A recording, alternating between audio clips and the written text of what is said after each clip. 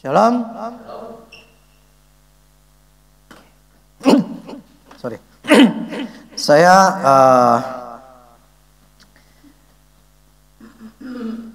ingat dari satu hari Tuhan pakai istri saya untuk ngomong. Setelah ini supaya kita mencoba untuk setelah itu saya akan masuk dalam khotbah. Karena menurut saya ini sih semua harus sesuai dengan firman Tuhan.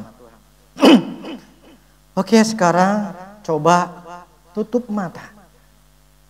Sampai saya akan ngomong buka mata ya. Jadi kita akan dengarkan perkataan Tuhan.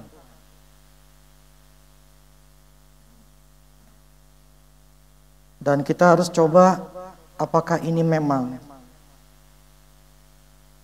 teguran Tuhan atau memang inilah yang saya butuhkan. Oke, demikianlah firman Tuhan. Kenapa engkau harus takut?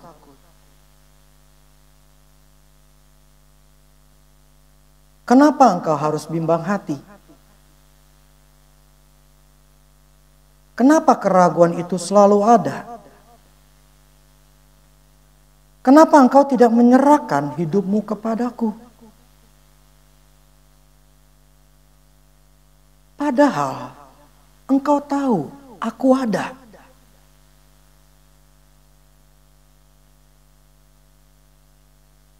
Pikiranmu terbatas. Kemampuanmu terbatas. Jangan mengandalkan itu.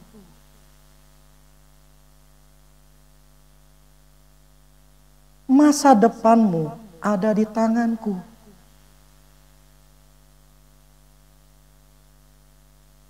Engkau tahu firman, engkau mengerti firman, engkau memperkatakan firman, tetapi engkau bimbang hati.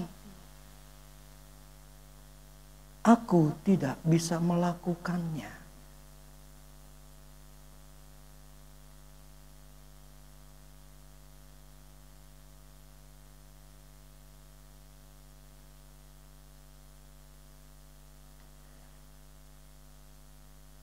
Demikianlah firman Tuhan.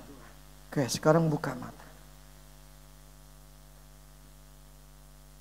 Apakah ini mengena di dalam diri kita? Yang kena angkat tangan.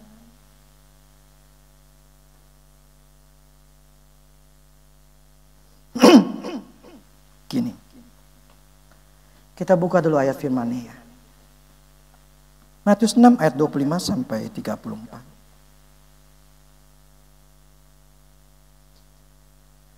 Matius 6 ayat 35 sampai 34. 25. Karena itu aku berkata kepadamu, janganlah khawatir akan hidupmu, akan apa yang hendak kamu makan atau minum. Dan janganlah khawatir pula akan tubuhmu, akan apa yang hendak kamu pakai. Bukankah hidup itu lebih penting daripada pakaian, dan tubuh itu lebih penting daripada makanan, dan tubuh itu lebih penting daripada pakaian? Pandanglah burung-burung di langit yang tidak menabur dan yang tidak menuai, dan yang tidak mengumpulkan bekal dalam lumbung, namun diberi makan oleh Bapamu yang di surga. Bukankah kamu jauh melebihi burung-burung itu? Siapakah di antara kamu yang karena kekhawatirannya dapat menambahkan sehasta saja pada jalan hidupnya? Dan mengapa kamu khawatir akan pakaian? Perhatikanlah bunga bakung di ladang yang tumbuh tanpa bekerja dan tanpa memintal. Namun aku berkata kepadamu, Salomo dalam segala kemegahannya pun tidak berpakaian seindah salah satu dari bunga itu. Jadi jika demikian Allah mendadani rumput di ladang yang hari ini ada dan besok dibuang ke dalam api, tidakkah ia terlebih lagi mendandani kamu, hai orang yang kurang percaya? Sebab itu janganlah kamu khawatir dan berkata, apakah yang akan kami makan, apa yang kami minum, apa yang kami pakai. Semua itu dicari bangsa-bangsa yang tidak mengenal Allah. Tetapi Bapamu yang di surga tahu bahwa kamu memerlukan semuanya itu. Tetapi carilah dahulu kerajaan Allah dan kebenarannya, maka semuanya itu akan ditambahkan kepadamu. Sebab itu janganlah kamu khawatir akan hari esok. Karena hari besok mempunyai kesusahannya sendiri.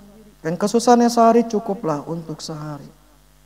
Ini ayat sering kita dengar. Kita pernah baca. Kita sering dengar khotbahnya. Tetapi Tuhan berkata begini. Kenapa sih engkau harus takut? Kenapa sih engkau bimbang hati? Kenapa sih keraguan itu selalu ada? Kenapa engkau tidak menyerahkan hidupmu kepadaku? Padahal engkau tahu aku ada. Pikiranmu terbatas. Kemampuanmu terbatas. Jangan mengandalkan itu. Masa depanmu ada di tanganku. Engkau tahu firman, engkau ngerti firman, engkau memperkatakan firman, tetapi engkau bimbang hati. Aku tidak bisa melakukan. Itu poin kalimat terakhir. Aku tidak bisa melakukan.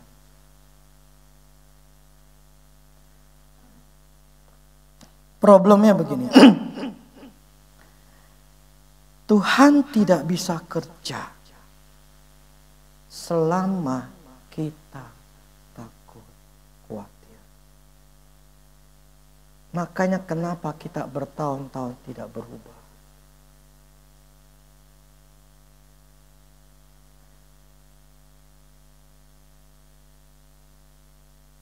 Kekhawatiran itu sebuah tindakan yang harus kita bereskan. Kalau kita tidak pernah membereskan, kekhawatiran itu akan selalu mencegah kita, menjegal kita, menghalangi kita dari janji Tuhan. Ini repotnya. Kalau kita tidak pernah bisa mengatasi ini, nanti saya kasih tahu sebetulnya bagaimana sih caranya. Sini kata firman katakan supaya kita tidak khawatir apa yang kita makan minum. Kekhawatiran kita tuh nggak menambah sahasta. Maksudnya gini, kekhawatiran kita itu nggak nambah waktu kita gitu. Kita dengan kita khawatir kita bisa ngelangkah, bisa berubah gitu. Nggak bisa gitu. Jadi justru kekhawatiran itulah yang menyebabkan Tuhan tidak bisa kerja. Kekhawatiran itulah menjadi penghalang kita bertahun-tahun kita tidak bisa mendapatkan janjinya Tuhan.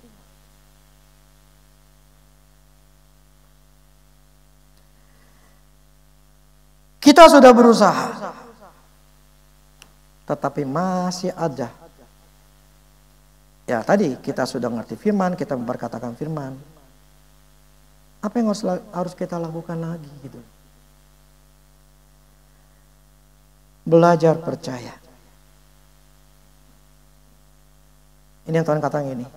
Jangan engkau melihat apa yang engkau punya.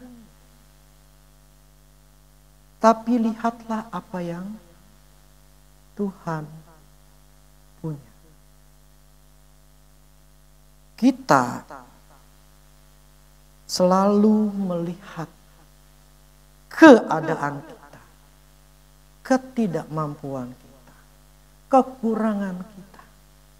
Akhirnya kita tidak melihat apa yang Tuhan punya.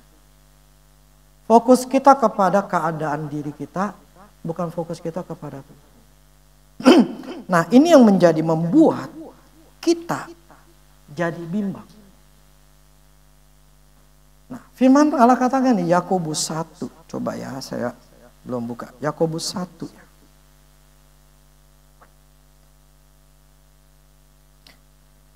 Waktu berapa minggu lalu kan saya khotbah ini masalah Yakobus 1. Bahwa orang yang bimbang hati itu tidak akan mendapatkan apa-apa. Ingat itu? Ya. Dia seperti gelombang laut, ya. Jadi yang akan ke sana kemari, yang tidak mempunyai ketidakstabilan. Nah, akhirnya membuat orang itu tidak akan bisa mendapatkan janjinya Tuhan.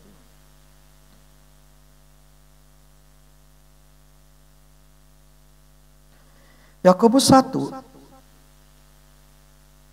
ayat 6.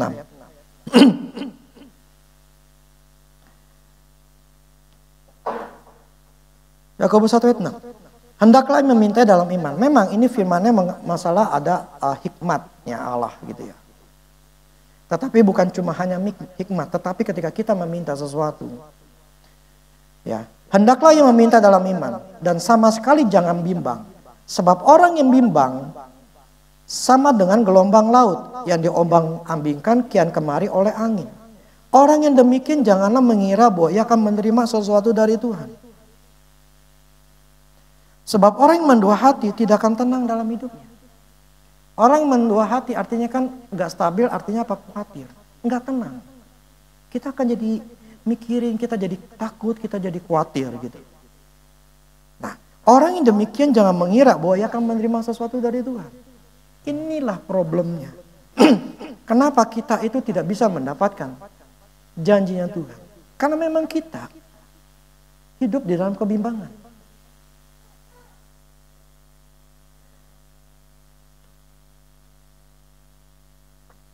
Kebimbangan inilah yang seringkali kita tidak. Saya tanya sama Tuhan, kenapa sih kita ini maksudnya gini, khawatir atau bimbang atau ragu? Ya, itu kan sama ya. Roh Kudus dalam hati saya ngomong gini, keraguan itu muncul karena ada pikiran negatif. Ada pikiran negatif yang dilemparin setan dalam pikiran kita. Nah, pikiran negatif itulah yang kita pikirin. Akibat dipikirin, jadi ragu.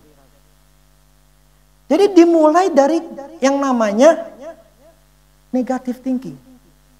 Negative thinking itu masuk dan kita tidak tolak. Negative thinking itu akan membuat kita ragu. Itu asal mula dari mana keraguan itu muncul. Dan itu kalau diolah terus, jadi bimbang hati.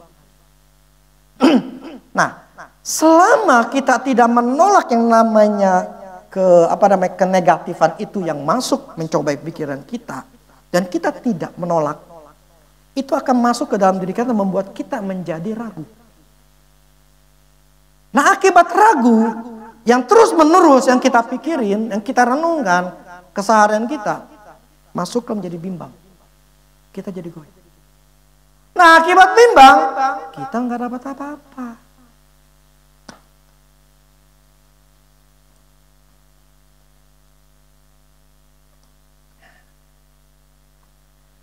Memang seringkali kenapa kita bimbang? Karena kita dilemparin pikiran-pikiran itu. Karena kita melihat kenyataan. Kita yang laki-laki mikir, aduh, buat ini, buat anak, buat makan ini, bahkan nanti masa depan ini gimana, nanti buat ini gimana. Jadi kita tuh menghadapi namanya kenyataan. Kita ini memikirkan yang sedang kita alami gitu loh. Itu memang sesuatu yang nyata gitu loh. Yang kita itu yang kita hadapi gitu loh. Kita nggak bisa sangkali itu memang nyata, kita itu memang ada gitu loh. Itu real gitu loh. Nah, tetapi kita malah memperhatikan itu sehingga kalau pikiran kita melihat kenyataan yang ada, tapi kita tidak belajar untuk percaya,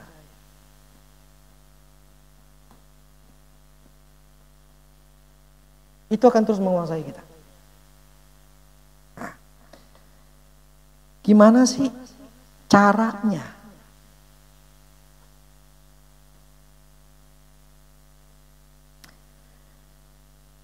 Satu Petrus 5 ayat 7 dulu.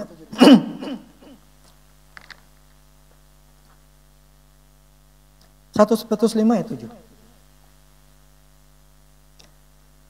Serahkanlah segala kekhawatiranmu kepadanya, sebab Ia yang memelihara kamu. Oke, sambung dulu. Filipi 4 ayat 6. Janganlah hendak kamu khawatir tentang apapun juga, tetapi nyatakanlah dalam segala hal keinginanmu kepada Allah dalam doa dan permohonan dengan ucapan syukur. Di sini Tuhan menyatakan serahkan semua segala kekhawatiran kita, keinginan kita kepada Allah. Sebab yang memelihara kamu. Sebetulnya begini. Yang Tuhan, gini, kita sudah memperkatakan. Kita tahu Tuhan itu ada. Kita ngomongin firman. Ya kan? Kita mungkin merenungkannya.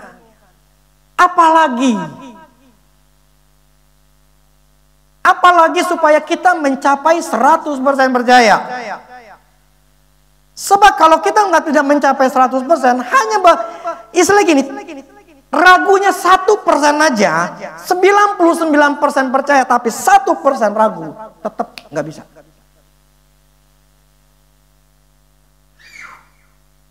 Itu mesti 100%. Mungkin kita bertanya, gimana caranya supaya bisa 100%? Betul gak? Ini jawabannya. Ya. Jawaban supaya kita belajar percaya sampai 100%. Ingatin. Caranya adalah tidak mikirin.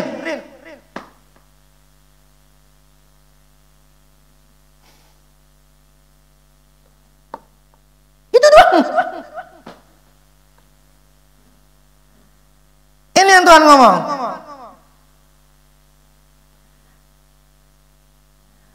Tidak mikirin.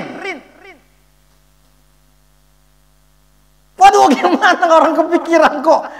Orang faktor di depan gue mesti beli apa, beli ini buat bayar ini, bayar itu.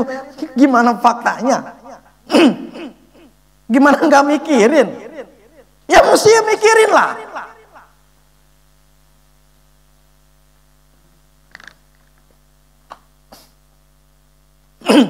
Inilah kalau kita menganggap diri kita yang harus bertanggung jawab untuk mikirin, ya sudah, silakan mikir sendiri.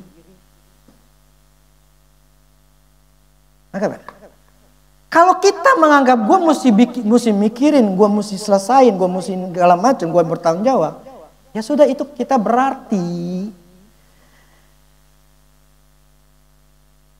kita yang lakuin.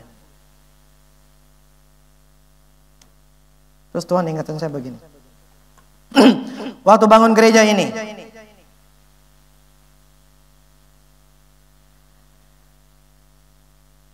karena saya tahu ini kan kita bangun, tau nggak, bersyukur lah. Mereka yang kemarin yang khotbah, ya, hamba betul yang pernah khotbah di sini. Itu mereka sudah punya gereja udah puluhan tahun. Tapi mereka nggak punya gereja. Yang saya maksud punya gedung sendiri.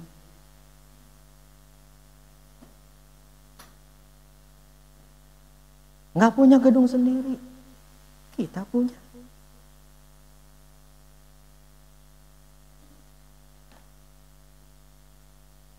Tujuh tahun ketika kita mulai tahun 2003. 2010 Tuhan berikan kesempatan untuk, ya saya nggak panjang lebar, untuk kita bisa memiliki. Dan ketika kita miliki, saya tahu Tuhan ngomong sama saya renovasi. Ketika Tuhan ngomong renovasi, duit waktu itu cuma hanya beberapa juta. Renovasi saya tahu ini ratusan juta. Karena kita cuma sampai lantai 2, mesti lantai 3. Renovasinya itu tangga ada di tengah-tengah, nggak bisa, saya mesti pelongin. Saya nanya Tuhan gimana renovasi? Sekarang? Iya sekarang. Ya sudah, saya cari tukang. Tapi saya ngomong sama Tuhan begini. Tuhan, ini kan renovasi butuh duit. Saya nggak mau mikirin duit ya. Saya nggak mau tahu urusan duit. Jadi urusan duit engkau Tuhan. Saya nggak mau tahu. Saya nggak mau doa-doa, minta supaya diberkati, supaya dapat duit. Atau saya ngomong ke jemaat, atau saya ngomong ke orang lain, untuk orang lain untuk nyumbang. Saya nggak mau. Jadi, saya tidak mau ngurusin duit. Pertama saya berpikir, saya nggak punya kemampuan. Saya itu kere waktu itu. Saya nggak punya duit. Saya tahu saya nggak punya kemampuan. Dan saya malu. Dan saya nggak mau sampai ngemis atau ngomongin duit. Di jemaat paling sekali atau 2 kali doang. Tapi kalau masalah mesti ngomongin duit terus, saya nggak mau. Karena saya tahu saya nggak punya kemampuan, ya saya juga nggak mau. Ya mengemis begitu, urusanmu Tuhan ya. Saya cuma ngurusin secara dunia fisiknya. Nah, akibat saya nyerahin sama Tuhan, Tuhan ambil tanggung jawabnya. Jadi saya nggak mikirin masalah duit, saya lemparkan di tanggung jawabnya Tuhan, biar Tuhan yang kasih job. Saya kasih job Tuhan, saya kasih kerjaan Tuhan. Ini si Jesse ngomong saya kasih kerjaan Tuhan, biar Tuhan yang ngatur duitnya. Saya nggak mau pikirin. Itu tanggung jawab Tuhan. Nah akibatnya, karena saya ngasih ke Tuhan, Tuhan ambil, oke gue yang tanggung jawab. Gue yang ngatur. Nah, selama dalam renovasi itu, apapun, mau beli semen, mau beli keramik, saya cuma ngomong, saya mau beli keramik, 2 juta, beli AC. Ini AC kita sampai ada 6 ini, 5. Duit ada. Apapun yang saya mau atau yang saya butuhkan, duitnya selalu ada. Selalu ada. Waktu sama si Awe dulu. Yang transfer. Saya mau beli ini, saya mau beli ini. Transfer. Nah, transfer. Selesai. Nah, Tuhan ingin katakan begini. Serahkan khawatirmu. Selama kita mikirin, berarti kita menganggap ini tanggung jawab kita. Gue yang mesti mikirin. Nah, kalau kita melihat, kita menganggap bahwa kita yang bertanggung jawab untuk masalah hidup kita. Artinya apa? Itu masih kita pegang. Kita yang masih pegang. Nah akhirnya Tuhan gak bisa ngapa-ngapain lah. Ini masih kita pegang kok. Nah kemudian saya nanya sama Tuhan, Tuhan, itu kan masalah gereja. Ini kan milikmu Tuhan. Ya jelas tanggung jawabmu lah. Kenapa? Jelaslah tanggung jawabmu. Nah ini milik Tuhan, bukan milikmu ke saya. Yang kau yang tanggung jawab untuk ngasih duitnya. Dan gimana caranya, pokoknya orang ngasih duit, pokoknya saya nggak mau tahu. Itu tanggung jawab kau Tuhan. Karena ini milikmu. Ini gereja. Terus Tuhan ngomong begini di hati saya. Sekarang hidupmu milik siapa?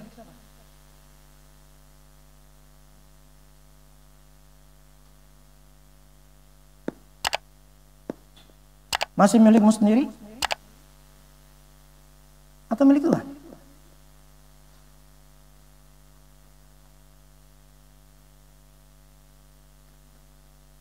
Selama kita menganggap hidup ini adalah milik kita sendiri, artinya kita yang bertanggung jawab terhadap diri kita sendiri, keluarga kita. Selama kita mikirin, berarti selama itu juga kita menganggap inilah tanggung jawabnya saya.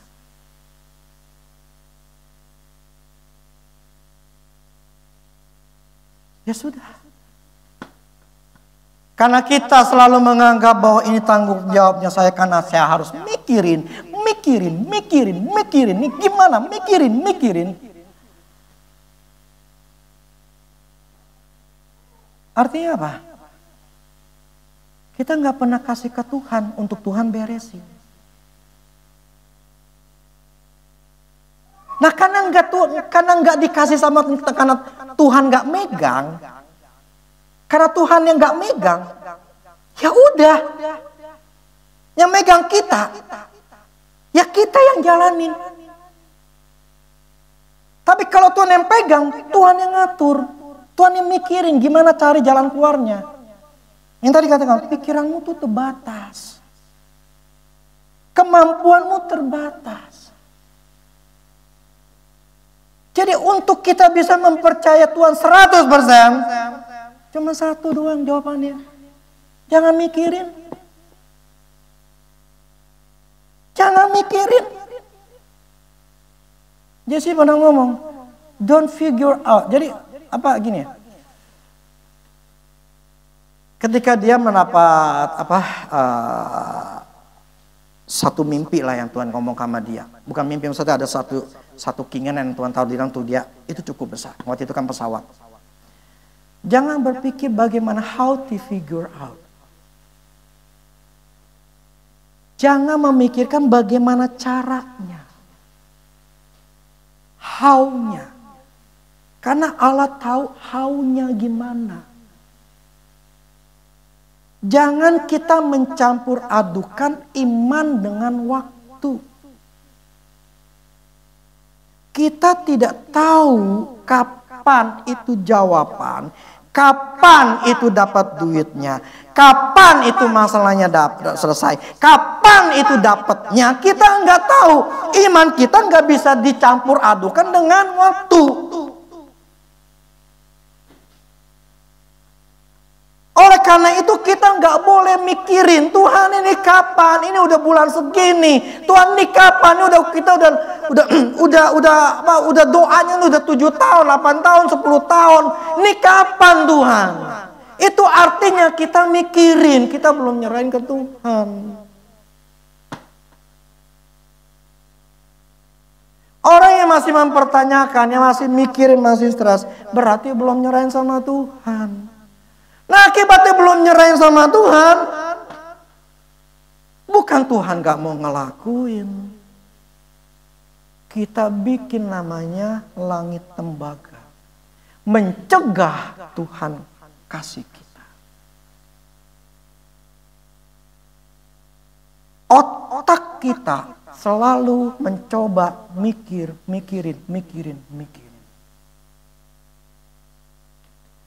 Jadi untuk kita bisa mempunyai 100% percaya adalah harus bisa sampai titik enggak mikirin.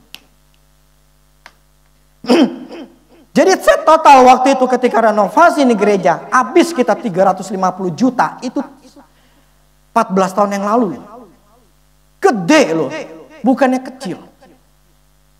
Tanpa saya harus meminta melakukan yang namanya malam dana lah, atau ngomong ke yang lain, atau gimana. Sama sekali saya nggak melakukan. Kenapa? Tetapi ketika saya nyerahin total sama Tuhan, saya benar-benar nggak mikirin. Benar. Sama sekali saya nggak terlintas dalam otak saya, Tuhan nih gimana? Saya butuh ini, cukup nggak ya Tuhan? Saya cuma waktu mau beli mixer yang buat sound system. Saya ditawarin. Waktu itu harganya sekitar 15 juta apa 17 juta. Ini masih renov. Belum sama sekali, pokoknya masih tembok belum ada atau gimana saya lupa deh ya. Saya cuma nanya Tuhan ini ada nih. Tapi mahal nih Tuhan, 15 jutaan nih. Gimana Tuhan, beli enggak ya? Soalnya kita butuh duit nih buat kan masih belum selesai. Di hati saya tuh ngomong beli. Ya udah saya beli. Enggak istilahnya mikirin lagi apakah saya nanti cukup apa enggak. Beli. Ketika keyboard waktu dari rusak yang lama. Tuh berapa? 15 apa? Roland. Murah punya gitu. Udah rusak. Tuhan ini udah rusak nih Tuhan. Gimana nih? Ini mesti beli. Main keyboardnya bilang suruh beli. Ya udah beli. Tuhan ini 9 juta 10 juta. Ya udah beli. Artinya ketika titik di mana saya nyerahin dan nggak mikirin sama sekali, saya jujur memang nggak mikirin sama sekali, apakah cukup nggak nih ya?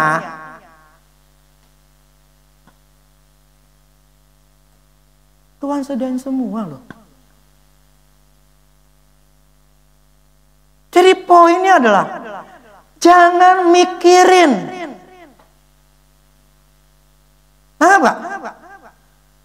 jangan mikirin bagaimananya. Tadi katakan masa depanmu ada di tanganku. Entah bagaimana caranya kita nggak perlu tahu. Kita nggak figure out gitu. Figure apa ya? Bagaimana cara nyelesainnya gitu loh. Kita nggak perlu tahu. Yang penting pokoknya jangan pikirin.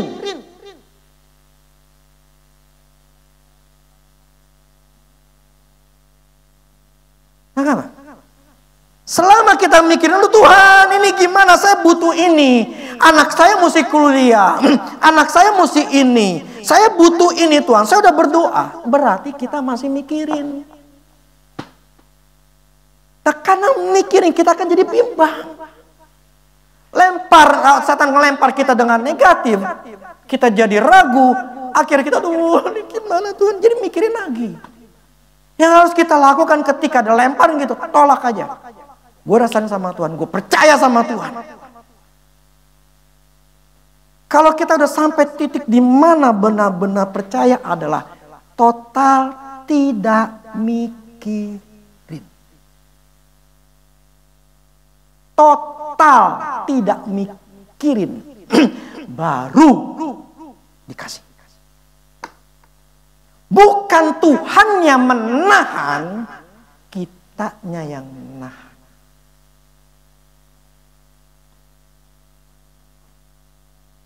Anggap. Cuma satu yang kekurangan waktu itu saya. Kita lagi ngebangun. Saya sebetulnya rencana pengen pakai peredam ruangan ini. Cuman saya mikir ini gede. Waktu itu perkiraan saya itu sekitar 15-20 juta. Untuk saya pakai peredam. Akhirnya cuma peredam cuma bagian sini doang. Ini pun juga salah. Kenyataannya setelah selesai semua 350 juta. Saya buat di bawahnya nih. Saya belakang waktu saya nggak punya duit. Buat di bawah aja saya itu beli baru semua. Dikasih sama orang waktu berapa ya? 45 juta nih. Saya lupa, sekitar 45 jutaan. Ada orang ngasih saya. Dan saya beli semua kitchen set, lemari tidur saya itu gede tinggi. Buat kamar saya, pokoknya semua saya bikin baru semua. Meja semua yang baru. Yang lama saya dulu, saya kan pernah tinggal itu, saya lama saya kasih yang orang lain gitu. Semua total baru. Tuhan cukupin. Saya nggak minta sama Tuhan, ini buat saya nanti tinggal lantai 2 nih gimana cara dapat duit? Kagak, saya nggak minta. Jadi total saya nggak mikirin. Tidak memikirkan sedikit pun, khawatir sedikit pun tentang biaya renovasi. Sama sekali tidak. No. Itulah yang membuat Tuhan kerja.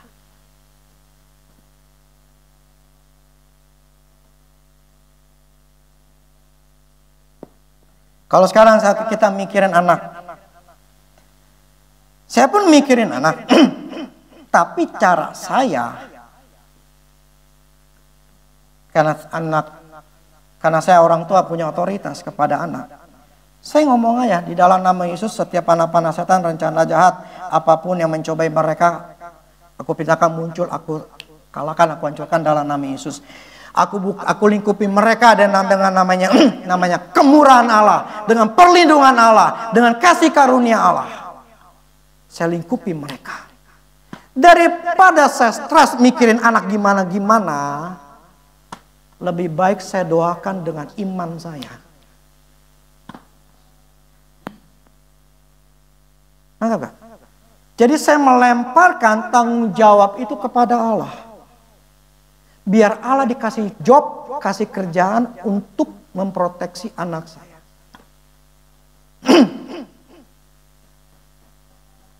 Jadi cuma kata jangan sampai mikirin. Jadi jangan mikirin. Itu aja.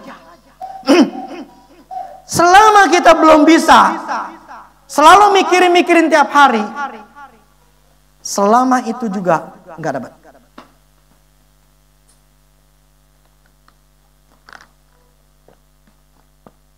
Memang ada dasar firman ya? Ada. Mazmur 37 ayat 5. Coba deh. Mazmur 37 ayat 5. Yuk baca sama-sama ya. 2, 3. Serahkanlah hidupmu kepada Tuhan dan percayalah kepadanya dan ini sebuah kalimat step by step. Serahin dulu, percaya, dia bertindak. Kalau kita nggak nyerahin, kita nggak mempercayakan semuanya, dia nggak akan bertindak.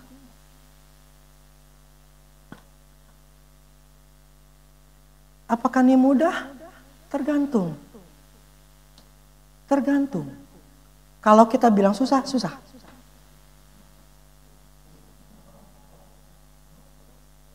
Kalau kita bilang susah, ya susah.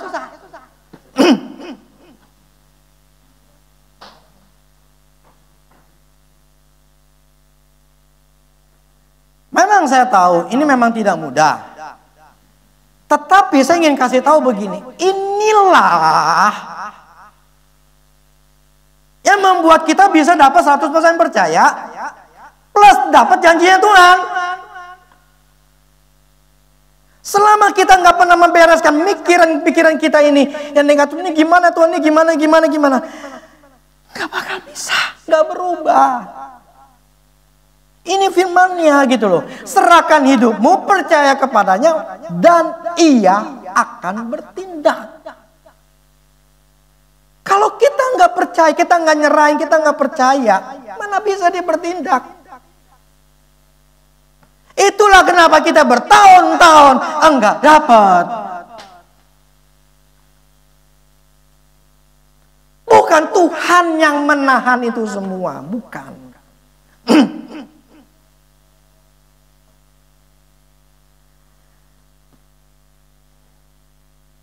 Belajar percaya. Jangan engkau melihat apa yang engkau punya, tapi lihat apa yang Tuhan punya. Orang yang bimbang hati tidak akan mendapatkan apa-apa.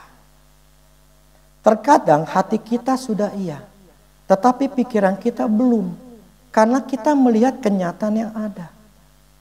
Tuhan bilang, kenapa tidak belajar menyerahkan? Kenapa tidak belajar menyerahkan dan tidak mikirin?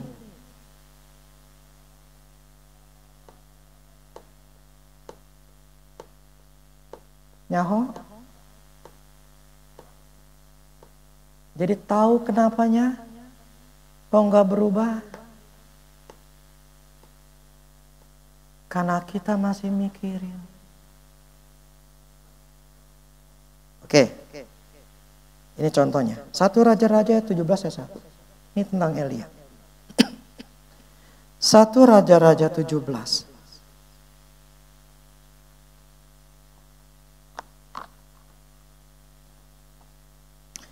Lalu berkatalah Elia, orang Tisbe dan dari Tisbe Gilead kepada Ahab, demi Tuhan yang hidup, Allah Israel yang kulayani sesungguhnya, tidak akan ada embun atau hujan pada tahun-tahun ini kecuali kalau kukatakan. Kemudian datanglah firman Tuhan kepadanya, pergilah dari sini, berjalanlah ke timur dan bersembunyi di tepi sungai Kerit di sebelah timur sungai Yordan. Engkau dapat minum dari sungai itu dan burung-burung gagak telah kuperintahkan untuk memberi makan engkau di sana. Lalu ia pergi dan melakukan seperti firman Tuhan. Ia pergi dan diam di tepi sungai Kerit di sebelah timur sungai Yordan. Pada waktu pagi dan petang burung-burung gagak membawa roti dan daging kepadanya dan ia minum dari sungai itu. Di sini Tuhan pertama kali munculnya kata Elia ini. Di ayat ini, di pasal ini. Tuhan berfirman kepada Elia untuk ngomong kepada si Raja Ahab ya. Buah 3,5 tahun gak ada hujan. Nah Tuhan perintahkan ke sungai Kerit. Ya, nanti aku akan perintahkan yang namanya roti, daging, pokoknya perintahkan. Kalau minum kan tinggal minum dari air sungai. Jadi Tuhan ngomong, lu ke sana. Di sana gua sediain. Minum lu, makanan lu, gua sediain sana. Ya. Tuhan kenapa nggak bilang ke sungai apa gitu ya? Tapi cuma sungai Kerit. Udah disuruh sana. Nah, ini kan sudah ngomongnya bahwa nggak akan hujan kan? Sungai apapun juga kalau nggak ada hujan, keringan. Pertanyaan begini, ketika si Elia udah di situ sendirian, gitu, nggak ada orang kan? Di sini memang dia cuma sendiri loh ya. Udah sendirian di hutan lagi ya. Menurut saya anggaplah di hutan deh ya, sungai gitu nggak ada orang gitu ya. Minum cuman minum yang ada, nggak ada orang yang bisa ngajak ngobrol gitu ya. Lama-lama air makin habis. Dia ngeliat gak air makin habis. Di sini dia komplain gak? Tuhan, ini air udah gak habis nih. Ini udah mau habis, ntar gue mati nih. Ini gimana nih Tuhan? Ini udah kering nih. Tuhan, mau bikin mati nih. Ini udah waktunya nih Tuhan. Udah mau kering nih. Gimana dong? Kan kita ngomong gitu sama Tuhan. Tuhan, ini itu udah mau habis nih Tuhan. Tuhan, ini udah jatuh tempo nih Tuhan. Ini kumaha ini Tuhan, aduh. Udah berapa tahun nih Tuhan, doa nggak pernah dijawab ini Tuhan. Kumaha ya.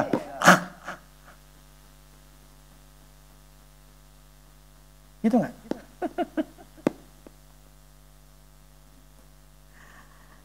Coba di ayat 7-nya. Tetapi sesudah berapa waktu sungai itu menjadi kering, sebab hujan tiada turun di negeri itu. Maka datanglah firman Tuhan. Bersiap pergi ke Sarfat termasuk wilayah Sidon dan diamlah di sana. Ketahuilah aku telah memerintahkan seorang janda untuk memberi engkau makan. Apakah Tuhan membiarkan si Elia ini mati kelaparan? Mati kehausan? Kalau kita makan doang, gak minum bisa gak? Ya. Anggaplah burung gagaknya tetap ngasih, cuman airnya gak ada. Ketelan gak tuh?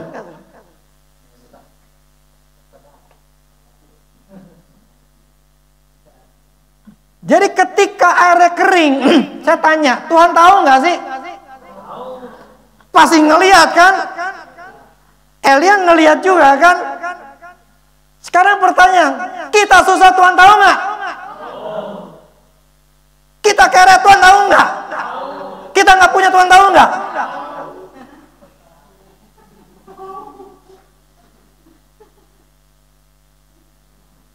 Jawabannya, maka datanglah firman Tuhan. Artinya apa? Nunggu.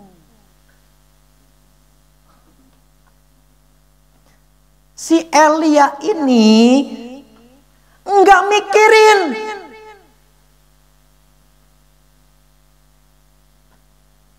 Dia enggak mikirin, pokoknya air habis ya udah habis. Pokoknya gue percaya sama Tuhan, nanti waktunya enggak tahu kapan, entah besok lah, entah lusa, mungkin seminggu lagi. Pokoknya di sini tidak dilakukan gini. Si Elia, aduh udah kering nih, gimana nih? Gue mesti pakai kekuatan Tuhan nih. Dalam nama Yesus, ada nama Yesus belum ada.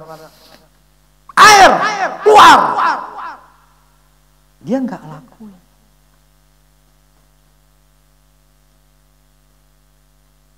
Walaupun dia tahu air kering, dia nggak mikirin.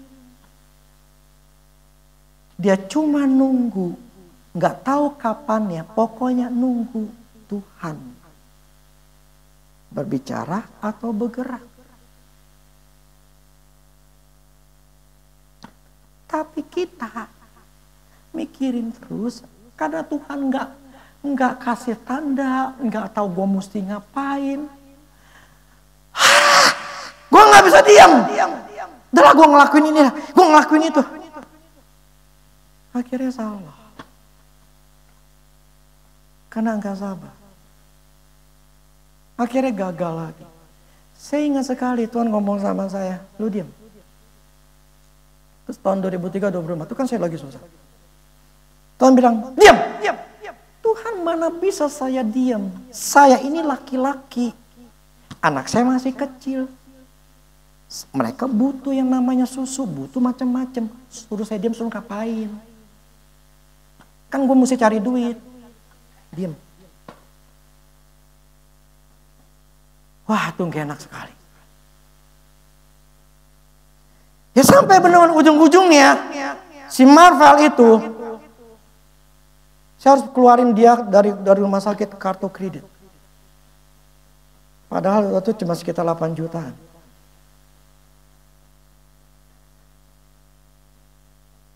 Karena saya sering salah.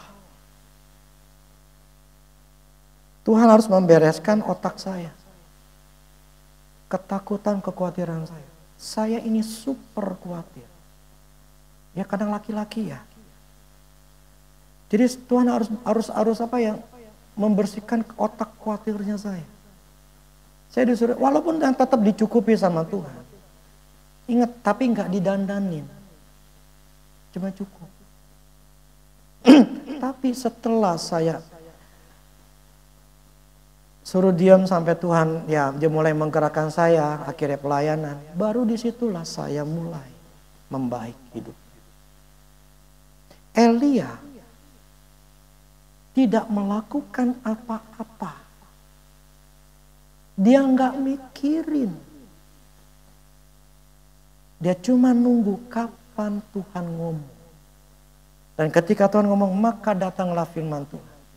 Pergilah ke kota Sarfat. Baru dia ke sana. Karena di sanalah aku perintahkan seorang janda. Artinya apa? Tuhan yang nentuin jawaban doa kita di mana. Tuhan nentuin duit kita tuh di mana. Tapi butuh waktu suruh diem. Nunggu kita suruh. Jangan mikirin, lu tenang aja pokoknya gue cukupin.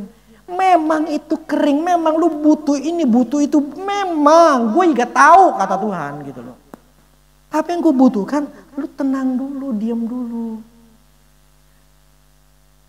Di sini tidak dikatakan bahwa Elia itu gedebak-gedebuk.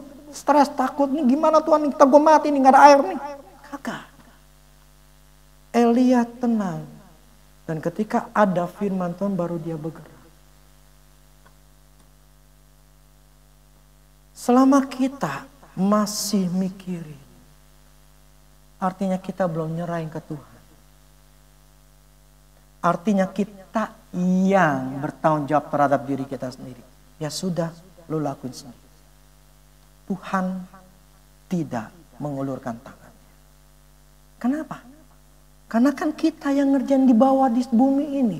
Tapi kalau kita nyerahin sama Tuhan, kita mengangkat tangan, kita nyerahin. Tuhan ulurin tangan. Selama kita enggak mengangkat tangan kita, memberikan apa yang kita khawatir, apa yang kita mau. Taunya dari mana? Dari mikirin terus. Kalau kita masih mikirin terus, berarti kita belum nyerahin. Nah selama belum dinyerahin, ya Tuhan gak bisa ambil. Tuhan gak bisa ambil. Sekali lagi, di waktu saya bangun gereja ini, saya bilang, Tuhan saya gak mau mikirin ya, urusan duit, urusan kau Tuhan. Saya tidak mau tahu ketika saya butuh duit, pokoknya ada. Faktanya, karena saya nyerahin, Tuhan kasih. Jadi sekarang selama saya nggak lepasin ke Tuhan, hidup saya akan begini-begini terus.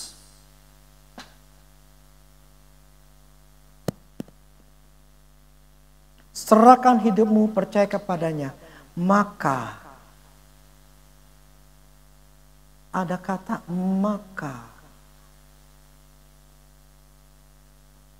Selama kita tidak nyerahin, selama kita tidak percaya, Tuhan tidak akan bertindak. Jadi bukan salahnya Tuhan kenapa lama, bukan. Kitanya. Kenapa orang Israel sampai 40 tahun? Bukan salahnya Tuhan 40, kasih mereka 40 tahun. Tapi karena Israelnya. Mikirin itu orang enak gede-gede. Mana mungkin kita bisa ngalahin. Kita ini cuma belalang. Belalang tuh diinjak ya mati gitu loh. Selama kita melihat apa yang kita punya, tidak melihat apa yang Tuhan punya, kita selalu bimbang. Nah, orang bimbang hati tidak akan dapetin apa-apa. Jadi yang harus kita beresin adalah sampai tahap jangan kurang kencang, jangan gampang atau susah?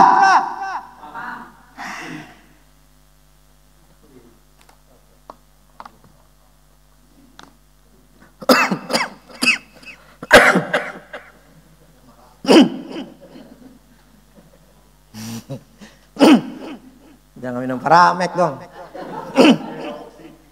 Itu namanya pusing.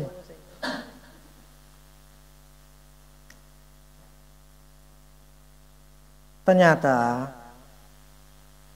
istilahnya itu caranya gampang, betul. Kita harus mencapai tahap jangan mikir. Artinya gimana? Ketika ada hal-hal negatif, tolak aja. Gua nggak pikirin. Gua tahu. Gua udah sadar sama Tuhan. Kalau masalah uang, gua nggak pikirin. Gua ada duit, gua akan beli apa yang gua mau. Gua akan bayar apa yang gua butuh, apa yang gua harus bayar. Gua bayar. Gua mau beli ini, gua beli. Gua mau bayar ini, gua bayar. Gua nggak pikirin. Gimana dapatnya? Gua nggak pikirin. Gua rasain sama Tuhan. Tuhan sendiri mikirin, bukannya gua. Berani ngomong gitu sama Tuhan? Berani nggak?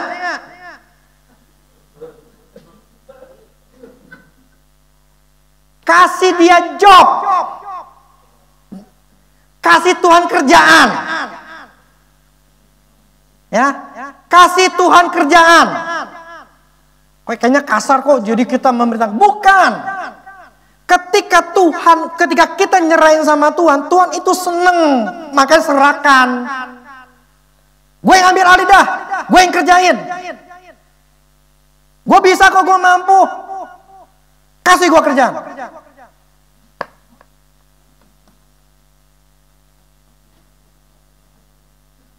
Amin.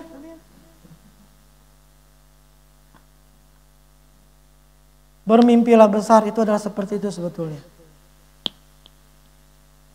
Kasih dia kerjaan sesuai dengan apa yang kita mau.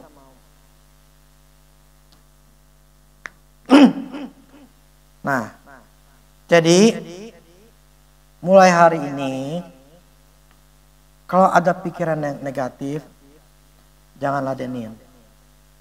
Ya, tolak itu semua. Gua nggak pikirin. Diserang lagi, gua nggak pikirin. Gua percaya sama Tuhan, gua udah nyerahin sama Tuhan. Diserang lagi, gua nggak pikirin. Ketika kita butuh duit atau kalau kita mau keluarin duit, gua keluarin duit. Tuhan berkati gua. Gua nggak takut kekurangan. Tuhan adalah Mazmur. Tuhan adalah gembalaku. Apa? Ngomong itu. Ada pikiran negatif atau gimana? Tuhan gembala gua. Setan keluar. Dia akan cukupi segala kebutuhanku. Tidak akan aku kurang. I will not lack of anything. Nggak akan kekurangan. Diserang lagi, ngomong lagi. Sampai kita tuh nggak usah pikirin. Om Dok lu. Ngomong doang lu. Udah lu minggir. Sampai kita benar-benar total sama sekali enggak mikirin. Percaya sama saya. 350 juta tanpa saya minta-minta sama orang. Tanpa saya mesti bukan membuat emosi jemaat. Ayo memberi. Dengan memberi, berilah maka kau akan diberi. Kagak, saya nggak lakuin itu. Total, saya nggak lakuin itu. 350 juta 14 tahun yang lalu, gede loh. Ini kalau ngebangun lagi mungkin bisa 2 kali lipatnya. Dan itu bisa. Cuma satu, saya nggak mikirin, saya nyerahin sama Tuhan. Tuhan ini urusanmu ya, bukan urusan saya. Laku karena saya tahu saya nggak punya kemampuan, jadi engkau yang punya kemampuan. Ya gue nggak mau pikirin, karena gue tahu gue orang susah nih, gue nggak bisa apa-apa. Urusanmu Tuhan ya. Saya ngomong gitu. Satu hari terus saya ngomong kayak begitu. Karena Tuhan suruh saya mesti bangun renovasi, bang ini nggak ada duit. Baru bayar nih. Bayarnya waktu itu, ada saya nggak perlu ngomong ya panjang. Pokoknya baru bayar, disuruh renovasi. Ya nggak ada duit lah. Tapi Tuhan suruh renovasi, ya saya ngomong Tuhan saya nggak punya duit ya. Saya nggak ada duit di sini. Dan saya nggak mau, itu urusanmu. Ketika saya nyerahin itu berhasil. Jadi inilah sebetulnya caranya. Jadi kalau saya sekarang ngalamin sesuatu yang gak enak. Kalau saya pengen lepas dari masalah. Kalau saya ingin berhasil dalam hidup ini. Artinya apa? Gak usah mikirin.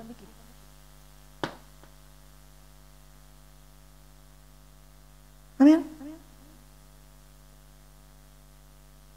Serahin. Ntar saya kasih waktu. Kita sungguh-sungguh nyerahin ya.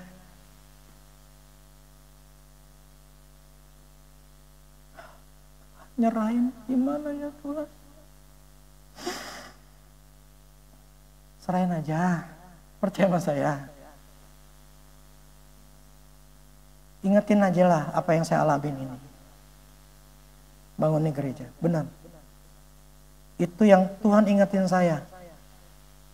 Waktu saya di Jepang.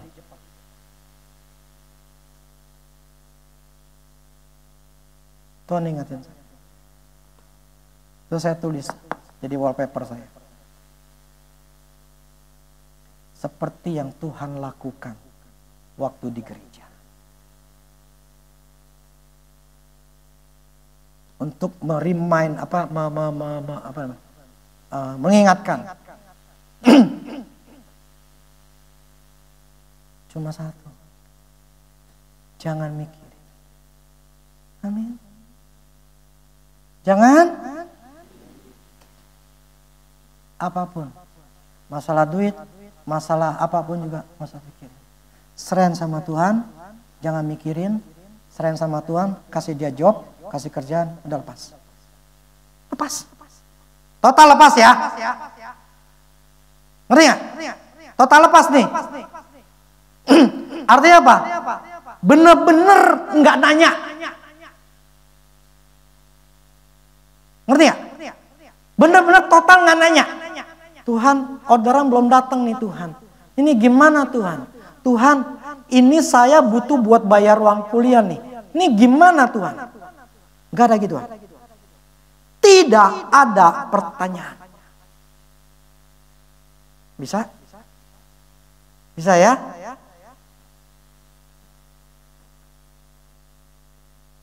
Total. Kita serahin sama Tuhan, kita nggak mikir. Terus nikmatin hidup. Amin. Nikmatin hidup.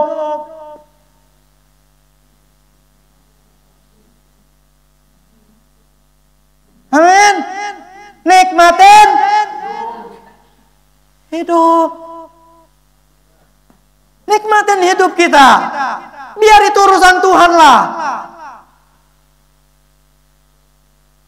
Biar Tuhan yang kasih, entah gimana caranya lah, melalui orang lain, melalui ini, melalui itu, pokoknya gua nggak pikirin.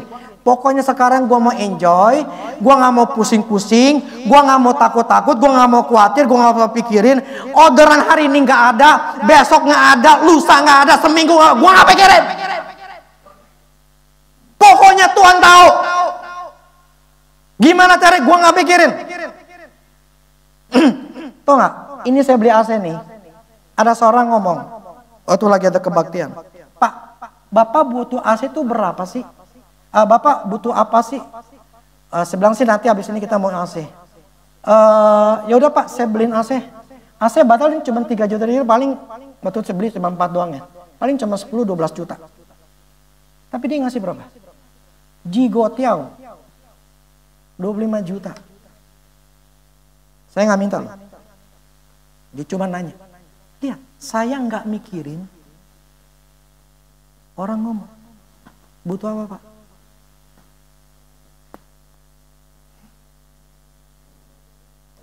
Kita harus mencapai level atau tahap di situ. Apapun kebutuhan kita, serahkan itu kepada Tuhan. Amin. Berikan itu kepada Tuhan, biar Tuhanlah yang ngatur, Tuhan yang gimana caranya kita nggak usah pikirin. Setelah itu enjoy your life, nikmatin hidup aja. Tapi bukan malas ya. Yang saya maksud, kalau sekalipun saat ini Tuhan belum ngasih apa-apa ya sudah, kau mesti belajar ya belajar. Kalau kau ingin melakukan sesuatu hal yang lakukan sesuatu hal, tapi bukan mikirin salam seharian itu Tuhan nih gimana, Tuhan gimana, enggak usah pikir. Sekarang apa yang gue harus lakukan? Gue sebagai sales ya gue akan jualan, gue akan coba ini. Kalau memang belum ada ya udahlah, gue nggak usah pikirin, itu urusan Tuhan. Toh nanti suatu hari Tuhan akan kasih. Atau kerjaan kita masing-masing apa gitu. Udahlah pokoknya gue udah sama Tuhan. Tapi ingat ya, bukan yang ngomong gini, Tuhan udahlah gue nggak pikirin, mau kasih nggak kasih gue nggak pikirin dah. Itu namanya kita menyerah. Tapi kalau Tuhan, aku serahkan kepada Engkau, aku percaya Engkau Allah yang mengasihi saya. Apapun yang terjadi, aku tahu yang terbaik. Saya nggak perlu mikirin lagi. Aku sering sama Engkau. Tapi kalau negatif, kau mau kasih nggak kasih terserahlah Tuhan. Gua capek. Bukan gitu ya caranya. Itu namanya kesel. Nah.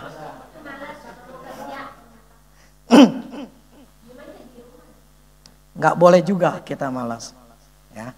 Tetapi kalau memang waktunya belum ada apa-apa, sudah tidak perlu ngeluh.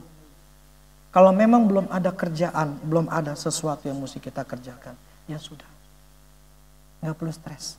Nanti Tuhan akan kasih. Pasti deh, benar. Jadi nggak usah pikiran tuh Tuhan ini bulan ini sama sekali belum ada satu orang pun yang nyantol. Nggak usah pikirin. Amin. Serahkan pada Tuhan apapun juga.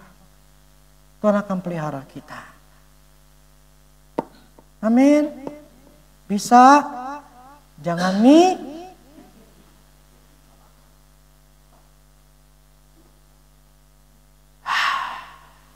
Demikianlah firman Tuhan. Amin. Oke ya, musik.